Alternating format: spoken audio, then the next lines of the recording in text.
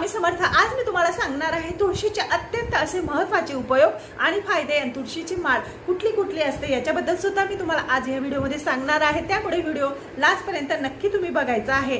तुळशी ही एक संजीवनी आहे, त्याचे खूप असं साधारण असं महत्त्व आहे आणि विष्णू भगवानांना ती अत्यंत प्रिय आहे। तुळशीची माळ जर आपण धारण केली तर पचन क्रिया सुधारते, रक्त नियमितपणे सुरळीतपणे आपल्या शरीरामध्ये प्रवाह करतं आणि दुसरं म्हणजे गळ्यामध्ये तुळशीची माळ घातल्याने विद्युत तरंग उत्सर्जन होऊ शकतात आणि ज्यामुळे रक्तप्रवाह